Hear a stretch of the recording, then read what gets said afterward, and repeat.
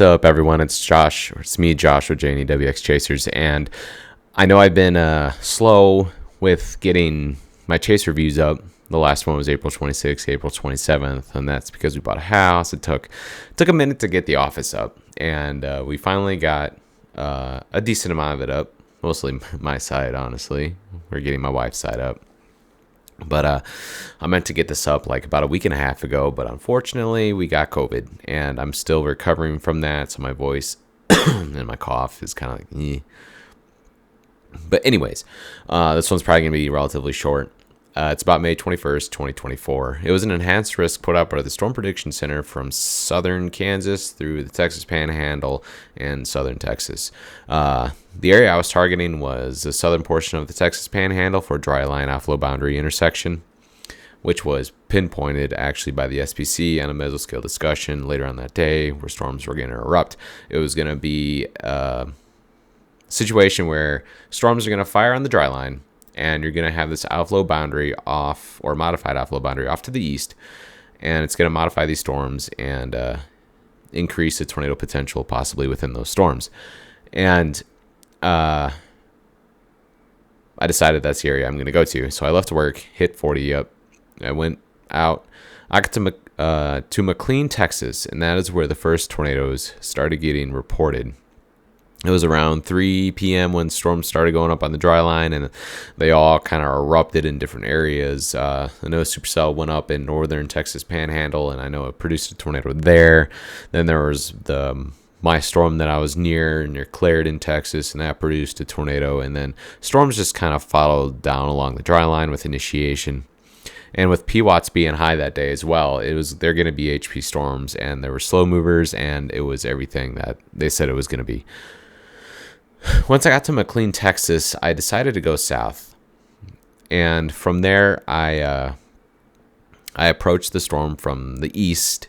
And by the time I got to Clarendon, where the initial tornado was reported, the storm was entering more stable air and was starting to struggle. Now, I still had this awesome sculpted supercell that actually ended up producing a weak tornado before it just completely died the more east it got. But that wasn't the main storm. The main storm came about an hour later down towards Turkey, Texas. And since I was on the Clarendon storm while this supercell developed near Turkey, it produced a tornado. And that was my fault.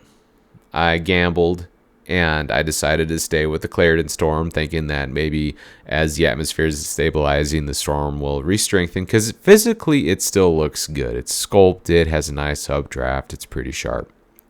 That wasn't how it worked. It ended up just fizzling and dying. Unfortunately, I still got a weak tornado out of it, and that's okay. A win is a win. I got to Clarendon, and I went south after I missed the first tornado. I went to Turkey, Texas. And the storm was very slow moving, and it had a lot of storm interactions. It was storm interaction after storm interaction after storm interaction.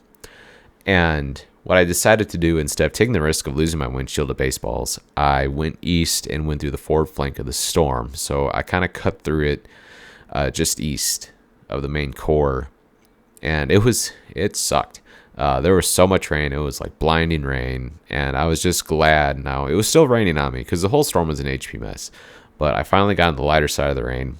And you could see, once I got out of the rain, you could see, because I was kind of in the notch, you could see where the wall cloud was developing, and it turned into this like nice, beautiful, sculpted lowering.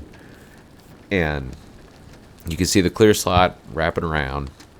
And it produced a tornado.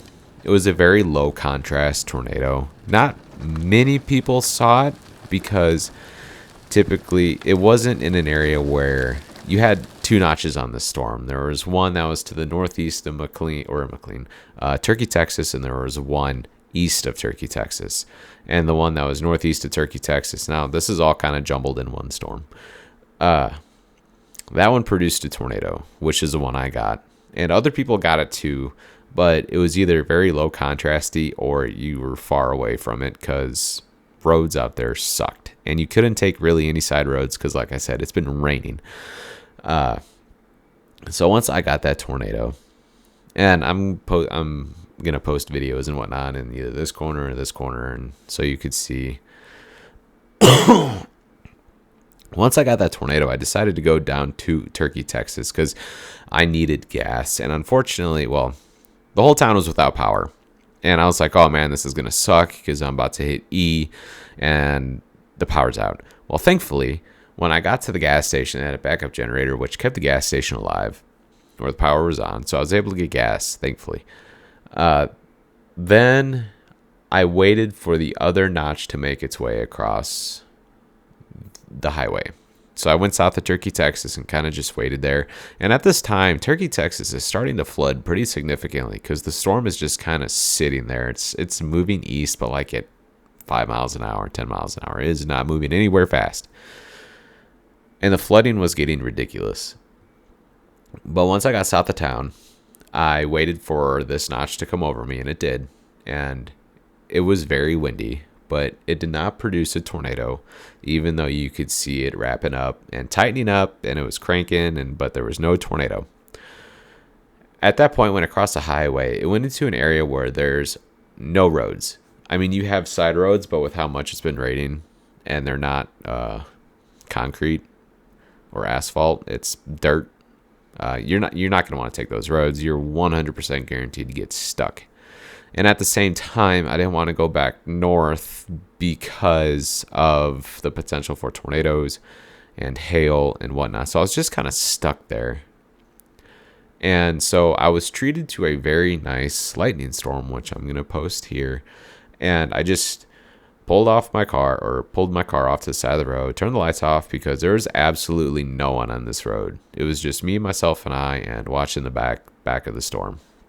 And it was pretty cool because even though data was sparse, you could tell that at this time, the supercell had what was it called, Fujiwara effect, when you'd have one rotation head northeast, then it cut north, and then would occlude as you have one coming behind it, and it just kept handing off and like carouseling. It was pretty cool. And at one time, there was a pretty significant tornado backed in there. You could tell by radar velocity, but it was so HP that you wouldn't be able to see it. Like, even if you were on the east-west highway in the core of the storm, you weren't going to be able to see it because it'd be to your south at that point. And as I stated, there was like no roads you could take. So once the storm finally got east of where I needed to be, I started to go home. It was probably like 11 o'clock at this time. It was a 4-hour drive. I came across in the middle of nowhere a fire. And I don't have video of this fire, but it was probably sparked by a lightning strike. It was in a construction zone. So I pulled off, I ran up to it just to verify what it was, and it was timber. Timber was on fire. So I called 911, and I was like, there's a fire at such and such intersection on this highway.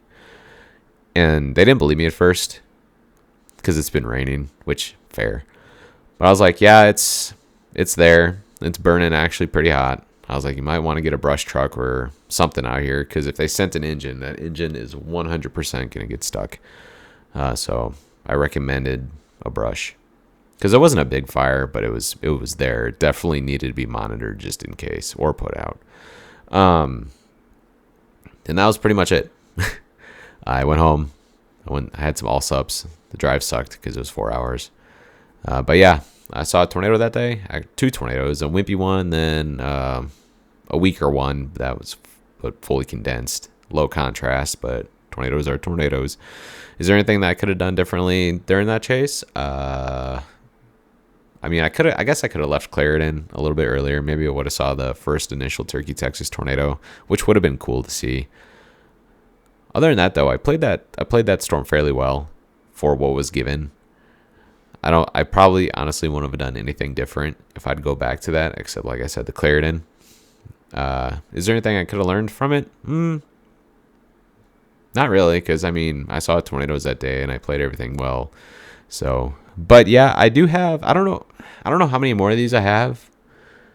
I know I have a few, I think, even if they're busts that I need to get up. But like I said, we bought a house and I got sick. So I meant to do this a week and a half ago, but then COVID hit.